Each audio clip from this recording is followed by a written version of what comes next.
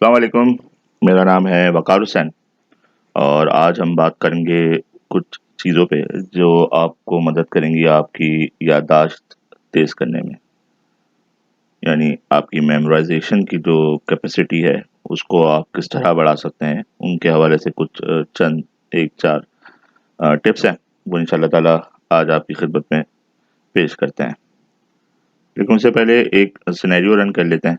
हम सबके साथ यकीनन ऐसा होता है कि हम कोई मीटिंग्स में होते हैं, हम किसी लीडरशिप के साथ बैठे होते हैं, हम ड्राइव कर रहे होते हैं। बहुत जगहों पर ऐसी चीज़ें हमारी ज़हन में हमारे पास आती हैं, लाशऊर के अंदर भी और शऊर के अंदर भी जिनको हम मज़ीद प्रोसेस करना चाहते हैं। जैसे कि अगर आप ड्राइवर हों आप ड्राइव कर रहे हो लेट्स से और आपने रेडियो पर कोई अल्लामा इकबाल साहब का कोई शेर सुन लिया है और आपने कहा कि भई ये मुझे बड़ा पसंद आया और इरादा किया कि मैं घर पहुँचने के बाद आराम से तमाम मसरूफ़ियात के बाद इस पूरी ग़ज़ल को या इस पूरी पोएट्री को दोबारा पढ़ूँगा और उसको देखूँगा, समझूँगा। एक मैं एग्ज़ाम्पल की बात कर रहा हूँ। तो आप क्या होता है, आप घर पहुँचते-पहुँचते जो है ना वो अक्सर और बेशतर भूल चुके होते हैं कि आपने कुछ करना भी था ऐसा या आपने कोई शेर भी सुना था। तो ऐसे मामलात होते हैं इसी तरह आप किसी मीटिंग्स के अंदर बैठे हों, आपको कोई डायरेक्शंस दे दी हों और आपने अगर वो खुदा ना खास्ता नहीं लिखी हों, नोट डाउन नहीं की हों, तो आप 4 में से 1 पॉइंट तो लाज़िमन भूल जाते हैं, वो फिर आपको रिकॉल करना पड़ता है, आपको बैठना पड़ता है उस मीटिंग में मौजूद और कोलीग्स होते हैं आपके, तो उनसे पता करना पड़ता है कि भाई बॉस ने क्या कहा था। मैं भूल गया मुझे याद दिला दो। अगर नहीं लिखा होता वैसे ही लिखा होता है तो सबसे अच्छी चीज़ यही है कि आप लिख लें, तो आप यकीनन याद जो है वो करने की मेमोरी पे इतना लोड नहीं पड़ेगा। लेकिन कई दफ़ा ऐसी सिचुएशंस होती हैं जहाँ पर हम नहीं लिख सकते और मेरी ऑब्ज़र्वेशन और एक्सपीरियंस के हिसाब से ये मसला तमाम लोगों के अंदर है। अगर लकीली ये मसला आपके साथ नहीं है, आप नहीं भूलते बातें, आप अपने काम नहीं भूलते हैं, तमाम चीज़ें याद रहती हैं, तो आप अल्लाह ताला का बड़ा शुक्र अदा करें कि आप अल्लाह की दी हुई नेमत को बड़ी अच्छे से सँभाल के आपने रखी हुई है। इसकी बड़ी वजह हम भूलते क्यों हैं, मेमोराइज़ेशन पे इतना टेक्निक्स आता क्यों है? क्योंकि तमाम इंसानों को अल्लाह ताला ने एक ही कैपेसिटी के साथ बिल्ड किया है और बड़ी वजह जो मेरी नज़र में है, वो है मटीरियल कंज़म्पशन की कैपेसिटी। पहले ज़माने के अंदर या हमसे पहली जनरेशन के अंदर जो इन्फॉर्मेशन थी, वो बहुत लिमिटेड होती थी। बहुत आराम से इतनी फ्लो होकर हमारे पास नहीं आती थी। पिछली जनरेशन के लोगों के पास जो सोर्सेज़ थी इन्फॉर्मेशन गैदर करने की वो बहुत ही कोई समझ लें 1 या 2 ही होंगी। जैसे कि अगर वो किसी गैदरिंग में बैठ गए, दोस्तों की या किसी शादी-ब्याह में चले गए तो वहाँ से कुछ गॉसिप्स मिल गई। अ, टीवी के ऊपर बहुत लिमिटेड चैनल्स होते थे, वहाँ से वो कुछ सीख गया था। सोशल मीडिया तो कुछ था ही नहीं, तो बड़ी लिमिटेड होती थी। लेकिन आज हमारी जनरेशन के अंदर और अब आगे वाली जनरेशन पे अल्लाह ताला एहसान करें मज़ीद बेतहाशा सोर्सेज़ हैं जहाँ पे आप एक इन्फॉर्मेशन को कितने डिफरेंट एंगल से जो है ना वो एस्पेक्ट ले सकते हैं। और फिर ज़ुल्म ये कि उस पे कोई फ़िल्टर भी नहीं है, उस पे कुछ ना अल्लाह का खौफ है, ना किसी चीज़ की हद है। तो मटीरियल हम लिए जा रहे हैं। तो बड़ी वजह मेरे हिसाब से ये है कि हमारे पास सोर्सेज़ जो है ना वो अब इन्फॉर्मेशन की बढ़ गई हैं। अगर कल आज कोई इंसान गाड़ी सीखना चाहता है या फिर कोई वेट लूज़ करना चाहता है तो उसके पास मल्टीपल सोर्सेज़ हैं। वो यूट्यूब पे जा सकता है, वो वीडियो देख सकता है, वो सोशल मीडिया पे दूसरे प्लेटफ़ॉर्म्स को यूज़ कर सकता है, वो कोई किताब पढ़ सकता है, वो किसी आदमी से मिल सकता है, वो किसी बेतहाशा इन्फॉर्मेशन है। उसके बाद फिर वो फ़ैसला कैसे करेगा, उसको कंज़्यूम कैसे करेगा, उसको चीज़ कैसे इस्तेमाल करेगा, वो फिर बीच में कहीं खो जाती है। और कम्युनिकेशन की साइंस में अल्लाह ताला ने बड़ी वाज़ेह फ़र्क रखा है कि एक एक स्टेज होती है कि आप अवेयर हैं, आप इन्फॉर्म्ड हैं किसी भी एक चीज़ के हवाले से और दूसरी चीज़ होती है कि आप उसको अंडरस्टैंड करते हैं, आप बिल्कुल सर्टेन हैं। तो जो इन्फॉर्मेशन बीइंग अवेयर से लेके बीइंग सर्टेन तक का जो सफ़र है ना, वो एक प्रोसेस है। उस प्रोसेस को हमें समझने की ज़रूरत है और उसी को इंशाअल्लाह ताला आज कोशिश करता हूँ कि आपको अल्लाह ताला मेरे ज़रिए कुछ समझा दें। देखिए 2 टाइप की मेमोरी होती है हमारे पास, एक होती है टेम्परेरी मेमोरी होती है और एक होती है लॉन्ग टर्म मेमोरी।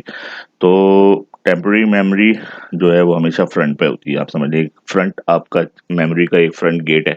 उसके अंदर कोई भी चीज़ आपने सीखी, कोई नई चीज़ न्यू चीज़ जो है वो आप रजिस्टर करें। लेट्स से आप स्काई डाइव करने जा रहे हैं और सीख रहे हैं कि स्काई डाइव कैसे करते हैं। तो सबसे पहले जो स्काई डाइविंग की इंस्ट्रक्शन क्योंकि नहीं है आपकी ज़िंदगी के अंदर, तो वो सबसे पहले आपकी मेमोरी के अंदर आएगी कि हाँ यार मुझे स्काई डाइव करना सीखना है। और उसके बाद फिर आप इरादा करते हैं, आप रिसर्च करना शुरू कर देते हैं। तो फिर वैसे ही जो है वो आपकी जो शॉर्ट टर्म मेमोरी है, वो चीज़ें फिर ट्रांसफ़र करती रहती है लॉन्ग टर्म मेमोरी की तरफ। तो जो रिसीवर है, वो आपकी शॉर्ट टर्म मेमोरी है, टेम्परेरी मेमोरी जिसे हम कहते हैं। उसके अंदर रजिस्टर होती हैं। अब इसके अंदर ये लिमिटेशन है शॉर्ट टर्म मेमोरी की कि वो 3 से 4 से ज़्यादा चीज़ जो है वो याद नहीं रख सकती। तो अब अगर इसको प्रैक्टिकली देखें, उसी ड्राइविंग की एग्ज़ाम्पल पे कि आप ड्राइव करते जा रहे हैं, ड्राइव करते हुए आपने अल्लामा इक़बाल का शेर भी सुन लिया, आपने कोई गाना भी सुन लिया, आपको कोई बिज़नेस का आइडिया भी याद आ गया, आपको कोई दोस्त का काम भी याद आ गया, आपकी वालिदा ने आपको कोई काम कहा था। तो 4-3 चीज़ें तो आपके अंदर रजिस्टर रहेंगी, लेकिन क्योंकि ये लिमिटेशन है और लेकिन आपकी सोचने की और आपकी देखने की जो दूसरी सोर्सेज़ हैं, जो इन्फॉर्मेशन गैदर कर रही हैं, वो बहुत अनलिमिटेड है।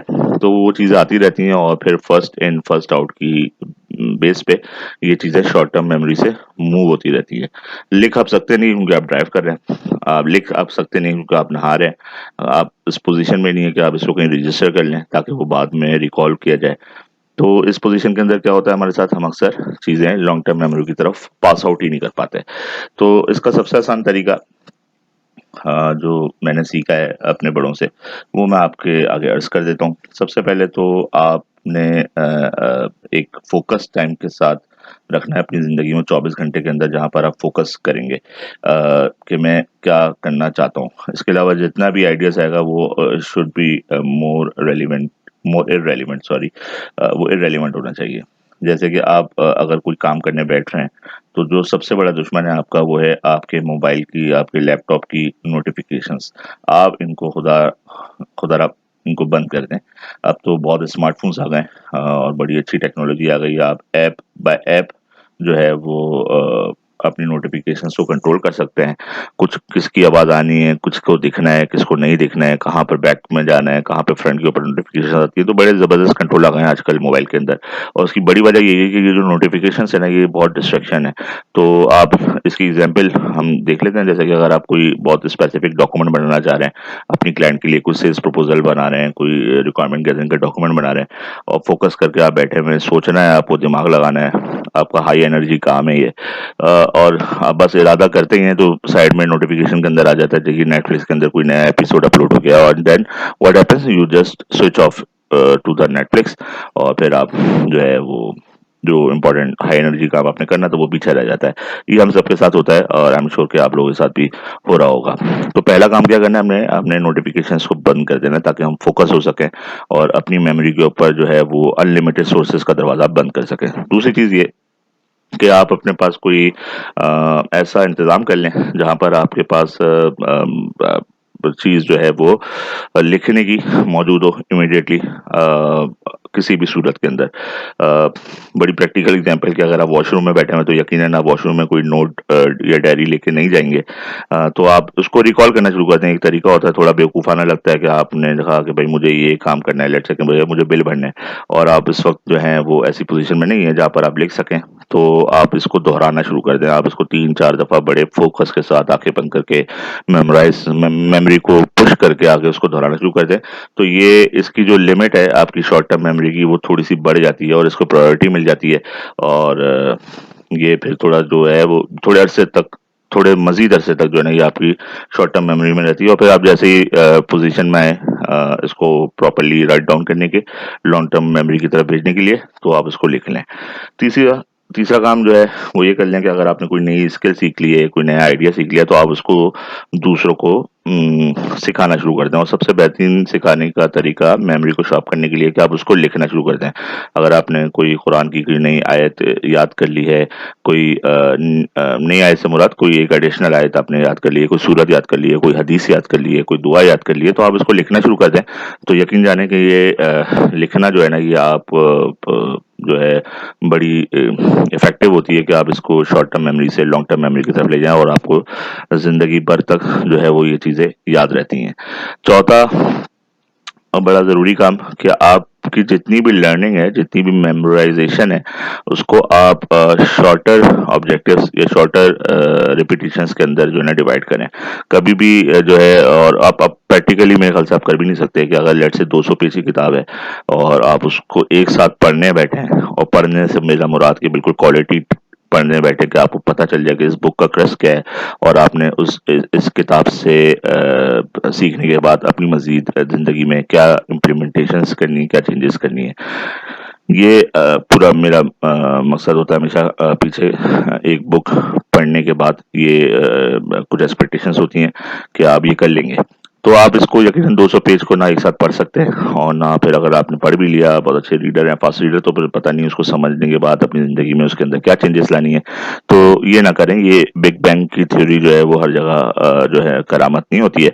आप इसको शॉर्टर रिपीटिशंस के अंदर रिपीट करें। लेट्स से आप बोलें कि भाई मैं एक चैप्टर पढ़ लूँगा, अगर आपकी रीडिंग अच्छी है, तो एक चैप्टर 200 पेज की किताब के अंदर जो है वो 4 या 5 या 6 पेजेस का होता है मैक्सिमम।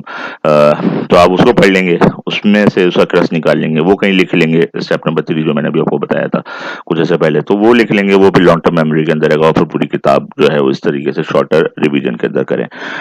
ये 4 स्टेप्स अगर आप फॉलो कर लेते हैं तो यकीन जानें कि आपकी मेमोरी कैपेसिटी, मेमोराइजेशन कैपेसिटी जो है वो बढ़ जाएगी, और आप को बड़ा फ़ायदा होगा इंशाल्लाह।